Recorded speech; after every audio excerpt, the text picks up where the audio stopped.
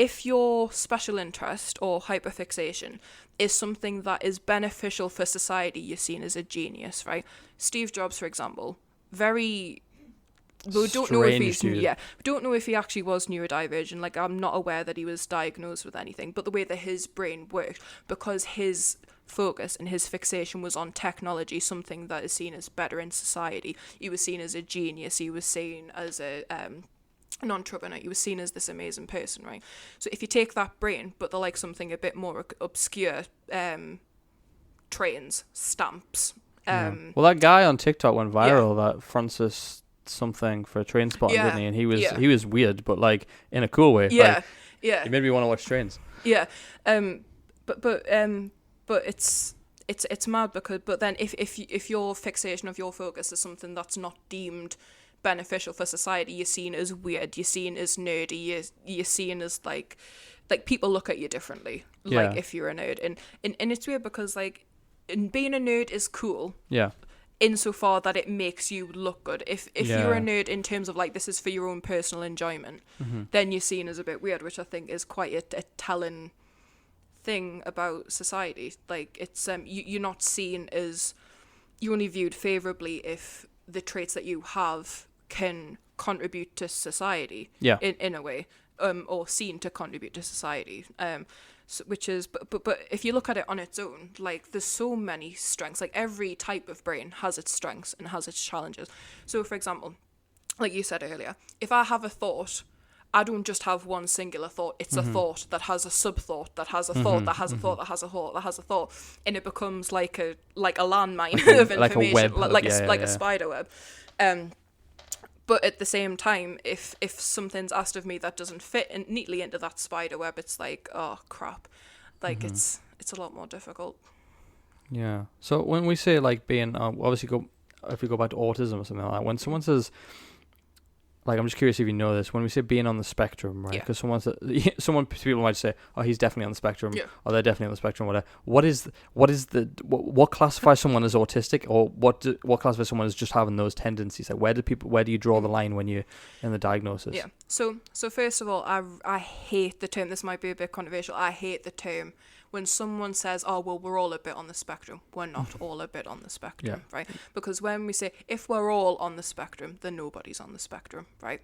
There needs to be like a line. Because then there wouldn't be a spectrum. It would just be the way everyone was in different ways. Yeah, exactly. And when we think of a spectrum as well, like most people tend to think of like a linear line. So going from just mildly on the spectrum to severely on the spectrum, like we think of it as like a 1 to 10 scale. Whereas actually the spectrum, again, looks a bit more like a spider web, right? So it has intersections, and if you've met one autistic person, you've met one autistic person. Like no two autistic people are the same. So when you think of the autism spectrum, you tend to think of things like they really need routine. They take things literally. They have social deficits because they communicate differently. They have very fixed interests. They tend to have sensory issues, whether that's something like they can't eat certain types of food because if the texture's off, it just sends their brain into panic. Tend to get overwhelmed easily. Tend to have very, tend to, not all the time, tend to not like change, tend to have a certain way of thinking, tend to have, I think the main one is like, when you see someone in, like you say, you think, oh, like they're a bit on the spectrum, it tend to be because they live in their own sort of social world. Like their idea of social communication and someone else's is probably completely different. Right. So someone can have autistic traits. Yeah. So for example, I'm not aware of like the full number, but in order to be diagnosed with autism, there's like a set amount of symptoms that you typically recognize in someone with autism. And with anything that you can be diagnosed with, you have to fit a certain amount of symptoms or certain things that are obvious in your life. Criteria. Yeah. So say for example, I mean this isn't a correct number, but just off the top of my head, say if there are 10 symptoms associated with a disorder or a difference or whatever it is, and you have to meet 7 out of those 10 criteria, then you see it's like, yep, you've been diagnosed with this. Yeah. But the average person might have 3. So technically they do have autistic traits, but they don't have enough to be considered autistic. Right, yeah. So, but that's the thing, like, there's so many different things that come into play, because another thing that comes on the, like, one of the symptoms of being on the spectrum is that, like, they dislike change. Yeah. But I know loads of people who don't like change. Yeah. It doesn't mean they're autistic. I get really grumpy when I get knocked out of my routine. I'm like a fucking grump. Like, we went on holiday and stuff, and like for the first day in a new place, completely new, and I'm just like a fucking mess. Yeah. Like I can't think of anything. I'm miserable. Yeah. I'm hungry all the time. I don't know why, but it's like that could be considered a trait, most likely, but it doesn't mean I'm autistic. You know what I mean? Yeah, and this is the thing, like, in order to be diagnosed with something, pardon me, or in order to have something affect your life to the extent that autism can, it's not just the odd trait, it's a combination of quite a lot of traits, which then sort of creates the package, if you like, of what an autistic person looks like. But yeah, and so, like, and this is the thing, so say because there is evidence to suggest that there's a genetic element as well. So say, for example, if you have parent A and parent B, right, and they have, one of them has 3 symptoms or 3 traits that are on the spectrum, and the other parent has 4 or 5, right? Totally different, right? That's not enough for them individually to be diagnosed with autism. Yeah. But if you inherit all of those traits from both parents, and then you cross the threshold of how many symptoms you have, so that add together, you have like 8 or 9. That that is what contributes to someone being diagnosed. Right. So like 2 parents can have autistic traits, but then if you inherit both of those traits, and then that puts you like, oh well, I've now got 8 symptoms where my parents only have 4. That's the difference. Yeah. So interesting. Well, obviously it's becoming more and more common to have these pop up, like, oh, someone's got autism, someone's got ADHD, etc., etc. But one of the things that I have a problem with is self-diagnosis. Okay. So people who, like you said, might have 3 traits and then be like, oh, well, I clearly have autism because I have this. I clearly have OCD because I wash my hands on repeat. Do you know what I mean? And it's like, where do you stand on the whole self-diagnosis thing? Like, is it valuable? Is it not? Should people do it? Like, where do you stand on that personally? So for me, pardon me, it's quite a nuanced conversation, self-diagnosis, right? Because you have some people who are like, self-diagnosis is not valid in the slightest. You need to be diagnosed by a medical professional. You need to have evidence, tend to be on that side of things. But then on the flip side, like what you said, there are also some people who are very quick to be like you said, like, oh, just because I wash my hands a lot means I have OCD. Yeah. So my opinion on self-diagnosis falls in the middle.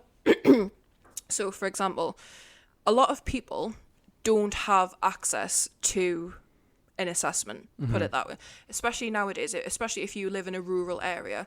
So I was talking to a lady a few weeks ago, and she lives in quite a rural area, like not quite far away from the main sort of town or city, you would say. And she has a son that she suspects had autism. She's looking at a 7-year waiting list. Wow.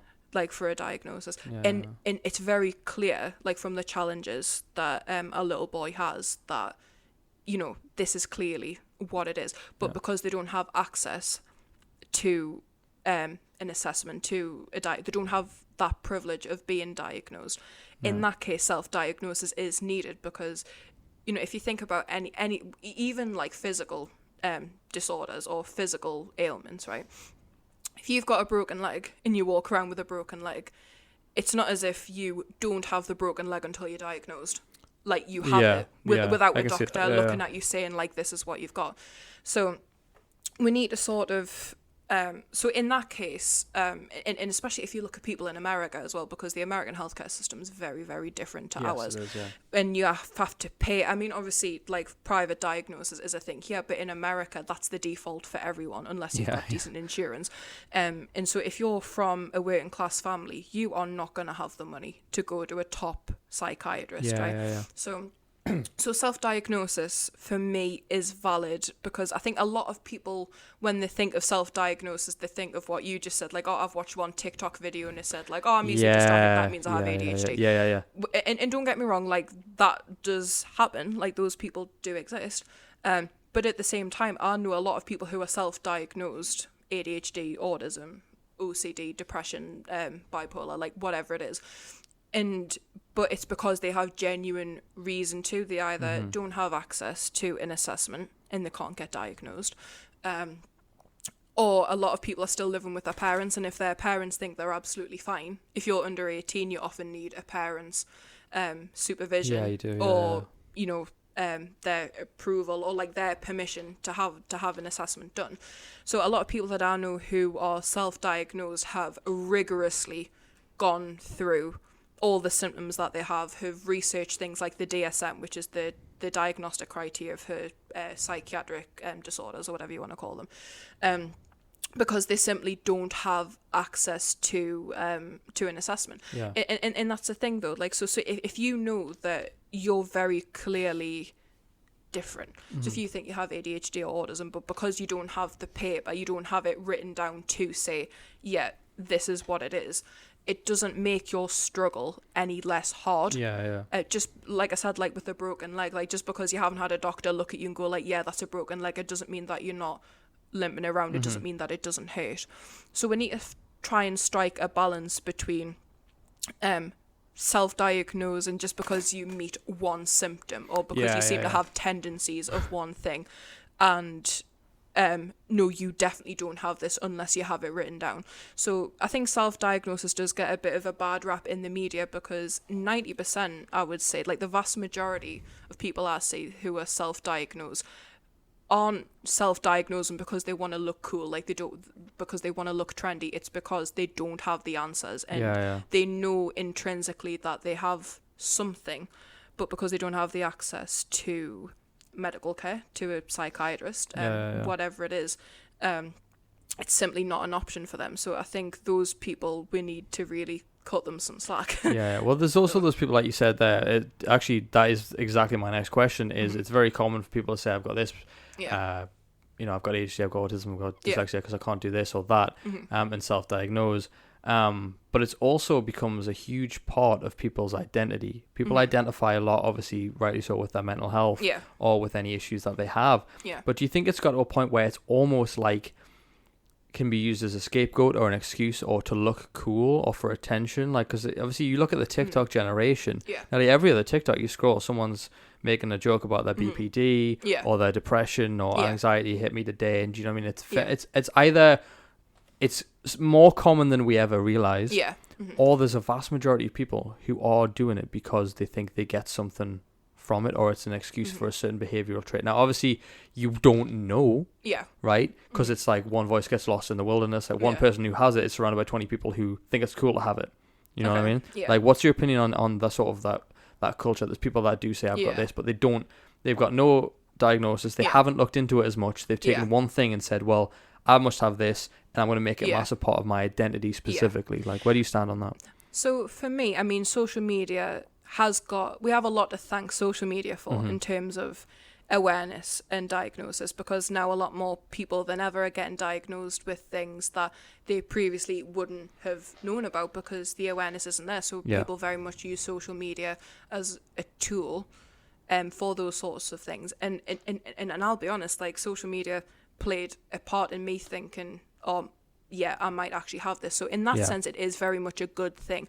But on the flip side, social media is almost the toilet of the internet, you know, like there's a lot of shit floating around. Yeah, I mean, if you think back to what, like 2010 Tumblr days, where, I mean, God. Yeah, like we're going back a bit now. We've got onto Tumblr, guys. Hold on to yourself. No. Yeah, you can tell which generation we're from. I had a Tumblr account, actually. I did, But the romanticization of mental disorders, whatever it is, has always been there. And I am 100% against that because, and again, like this is what it comes down to in the media. Because if you have a lot of media portrayals around you that sees a mental disorder or mental illness or a neurodivergent condition as cool, people are going to go, oh, I want to step on that. Yeah. But the reality is so very different. So, for example, one of the things I brought up in my talk was Rain Man. Have you ever seen the film? Rain Man. Excellent film. So Rain Man, at the time, was quite groundbreaking in terms of it helped bring autism, well, specifically autistic men, to the forefront of people's minds, because before then it was almost like hidden away. It's like, oh yeah, have you heard about Susan's son? He's got autism. Yeah. So that was very much the thing, and it still is not like now to an extent. But at the time, Rain Man was when you watch the film, he can count cards. You know, like he has an unbelievable memory. Yeah, he has does. all of these great things, and so people look at that and be like, oh well, I want to be like, I want to identify with that, like I'm intelligent. You still get people say that now. It's like, oh, so you can count cards, are you like Rain Man? It's yeah, like, yeah, exactly. Like it's become such an ingrained part of media and of culture. The word autism almost means Rain Man. That's what it means now. Yeah, essentially. And it's just and I think that media has got a part to play in it, because if there were accurate media portrayals about the struggles of having a mental disorder, of having mental illness, of having neurodivergent condition, they would realise that it is not this trendy, quirky thing to have. It doesn't need glorified. No, definitely not. And don't get me wrong, like, while we should focus on the strengths of people, you know, who are neurodivergent, at the same time, we also need to highlight that these people genuinely struggle with things like, and I can say, and this, I'll say this as someone who is quite comfortable with their status as someone with ADHD. I would not wish this on my worst enemy. Like, on my worst days, I would not wish what I have to go through, the overwhelm, the frustration, the not being able to do things that other people can do. I would not wish that on anyone. And so I think people who are quick to identify, like, oh, look at me, I'm ADHD, I'm so quirky, or this has been going on for ages, like, this isn't a new thing, or like, oh, like, I skip breakfast, therefore I must have an eating disorder, or my moods are up and down, therefore I'm bipolar. That has always existed, and I think that the media has got such a big part to play in that, because any person that has an illness or a disorder that genuinely makes their life difficult, because I do not want this is not a quirky thing to have, and so I think some people do, because, so like the people on TikTok, for example, who think like, oh yeah, like I must have this, or go on social media and think like, this is quirky, this is this, whatever. It tends to come from teenagers, like what I've noticed. And the thing is, though, a lot of these teenagers do have something. Yeah. But because they don't have that representation in the media, like, and they don't have that knowledge and they don't have that support, they automatically go to like, it is quirky and it is this, and it's romanticized, and I'm totally against like romanticization, because I think you can draw on the strengths, you know, and what makes someone with a neurodivergent condition or a mental health disorder good, without downplaying how detrimental it can be. Well, it's almost like offensive if someone's like, "Hey, look at me, I'm so quirky because I have like anxiety." And meanwhile, there's someone over there who's like, "This is fucking killing me." You know? And it is almost like, it's almost offensive. It's like, I remember like, this just popped the top of my head. I remember in Tumblr, because if anyone who's been on Tumblr, like, it was an absolute shit show. Is like, it still going? Is Tumblr still going? It is. Jesus, I wonder what but kind they of took all the porn off, now. so people don't want to go anymore. No, that's a shame. The porn was the best bit about Tumblr. Well, speak for yourself. But no, I remember there was this quote that was floating around on Tumblr back in the day, and it was something like, "Suicidal people are fallen angels that just want to go home." What? And I remember someone commented being like, "Please, for the love of God, can we stop this absolute shit show like this?" Like, when you're suicidal, you don't think, "Oh, I'm an angel that wants to go home." You think, "I can't get out of bed, I can't function, I can't eat, I don't have the will to live anymore." Like, it's...